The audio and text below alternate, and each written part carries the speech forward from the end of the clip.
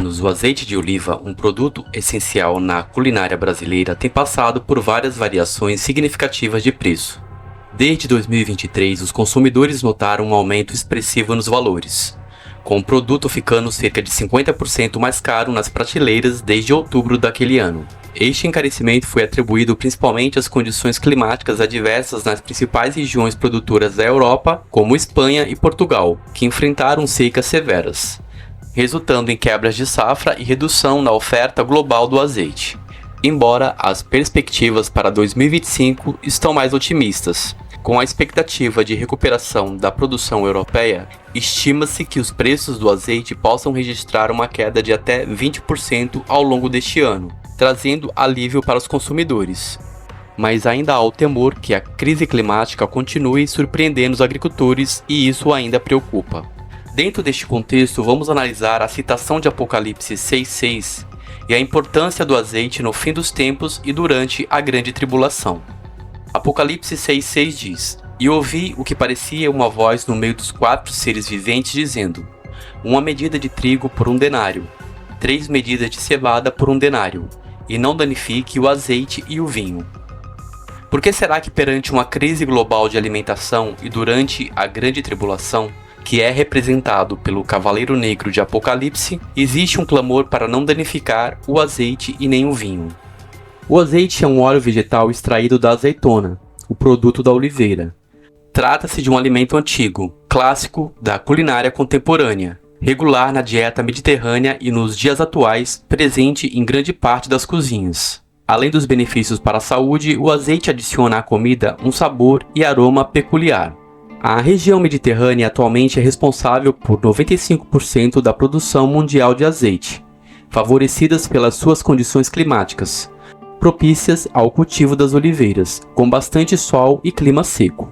A origem da oliveira na sua forma primitiva remonta à Era Terciária, na Síria, na Palestina e em regiões onde foram descobertos vestígios de instalações de produção de azeite.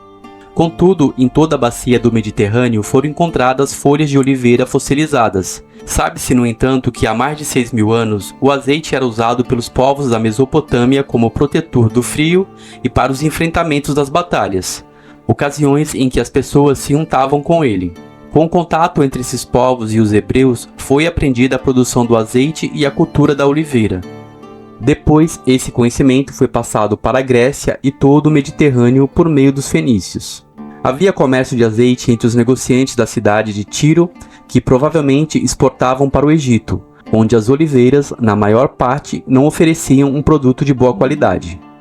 Há informações extraídas do Antigo Testamento Bíblico, que teria sido na quantidade de 20.000 batos, segundo Crônicas 2:10, ou 20 coros, 1 Reis 5:11, que o azeite foi fornecido por Salomão a Irão, sendo que o comércio direto dessa produção era também sustentado pelo Egito e Israel. 1 Reis 5:11. A propagação da cultura do azeite pelas demais regiões mediterrâneas ocorreram por meio dos fenícios. Assim, já na Grécia Antiga começou-se a cultivar a oliveira, bem como a vinha. E desde o século 7 a.C., o óleo de oliva passou a ser investigado pelos filósofos, médicos e historiadores da época. Os gregos e os romanos, sem dúvida, descobriram várias aplicações do azeite, como medicamentos, unguento ou bálsamo, perfume, combustível para iluminação e impermeabilizante de tecidos. Além disso, o azeite é mencionado em quase todas as religiões da antiguidade, havendo inúmeras lendas e mitos a respeito. Muitas vezes a oliveira é considerada símbolo de sabedoria, abundância e glória para os povos.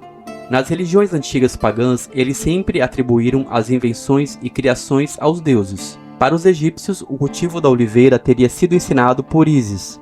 Os romanos também acreditavam que a origem de tal cultura teria sido uma dádiva dos seus respectivos deuses. Rômulo e Rêmulo, considerado descendente dos deuses e fundadores da cidade de Roma, teria visto a luz do dia pela primeira vez debaixo dos galhos de uma oliveira. Entre os judeus, o azeite teve uma grande importância nos cultos, quanto ao fornecimento de sacrifícios a Deus, simbolizando a sua presença entre os homens. Nas Escrituras, o azeite é utilizado como símbolo da presença do Espírito Santo. Em Gênesis, quando as águas do dilúvio tinham cessado, a arca ainda navegava sobre as águas, e o patriarca Noé teria soltado uma pomba que retornou trazendo um ramo de oliveira. Jacó, ao ter duas experiências sobrenaturais com Deus, em Betel, em ambas as vezes colocou no local uma coluna de pedra sobre a qual derramou azeite. Gênesis 28:18 e Gênesis 35:14. Os judeus utilizavam o azeite nos seus sacrifícios e também como uma divina unção que era misturada com perfumes raros. Usava-se, portanto, o azeite na consagração dos sacerdotes, Êxodo 29, do 2 ao 23, no sacrifício diário, Êxodo 29:40, na purificação dos leprosos, Levítico 14, 10, 18, e no complemento do voto dos nazireus. Quando alguém apresentar ao Senhor uma oblação como oferta, a sua oblação será flor de farinha e derramará sobre ela o azeite, ajuntando também incenso. Levítico 2:1. A Torá previa 3 tipos de ofertas de manjares que deveriam ser acompanhadas com azeite e sem fermento, as quais eram flor de farinha com azeite e incenso, bolos cozidos untados com azeite e grãos de cereais tostados com azeite e incenso.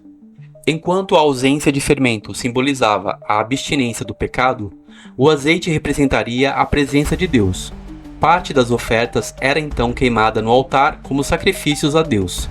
Os judeus também empregavam o azeite para friccionar o corpo, depois do banho, ou antes de uma ocasião festiva, mas em todo o tempo de luto ou de alguma calamidade, abstinham-se de usá-lo. Isso explica a citação do azeite no Salmo 23. Unge minha cabeça com óleo e o meu cálice transborda, representando então o azeite como a alegria. O azeite também era conhecido como um medicamento entre os judeus.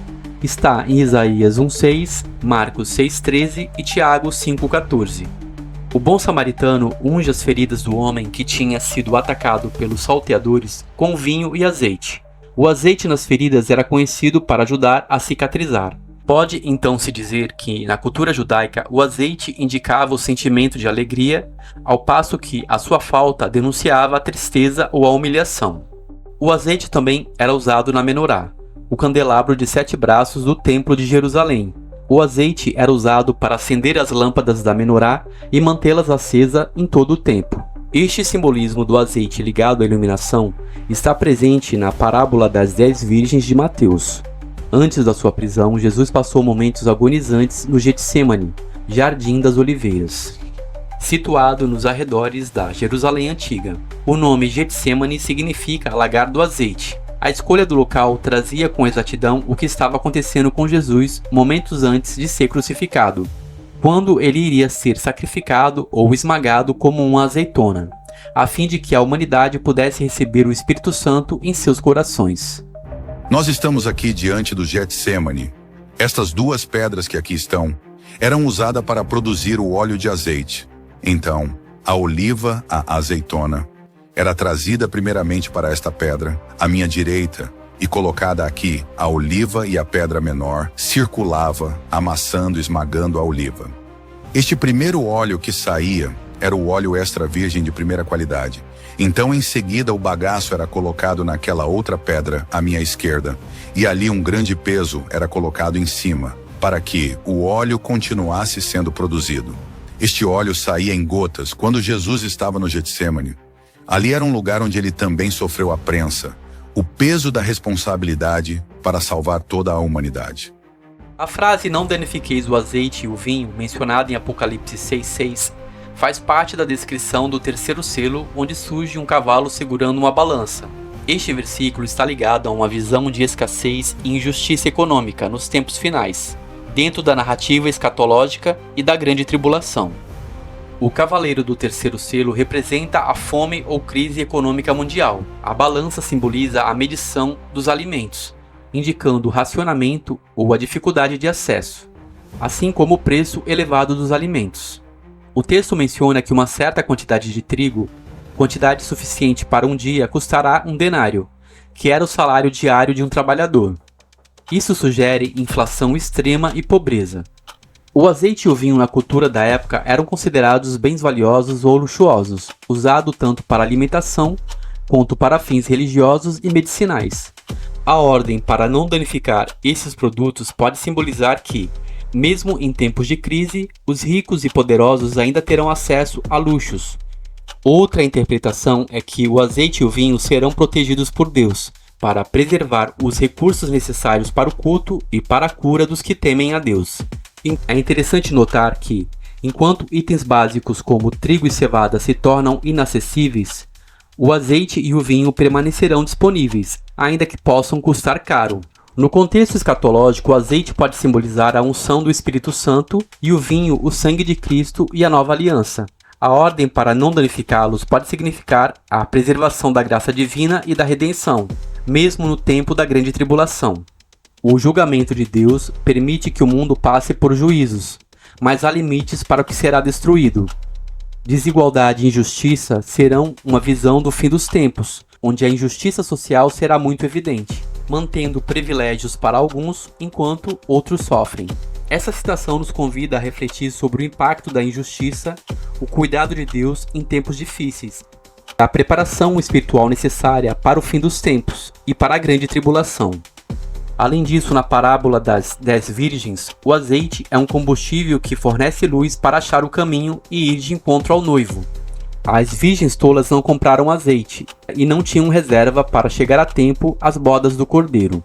Mas e você, conhecia a grande importância do azeite no fim dos tempos? E o que você acha do grande aumento dos preços deste líquido divino? Deixe suas considerações aqui nos comentários. Se gostou dessa informação, curta e compartilhe. E se você não é inscrito aqui neste canal, se inscreva para receber mais atualizações. Um forte abraço e até mais.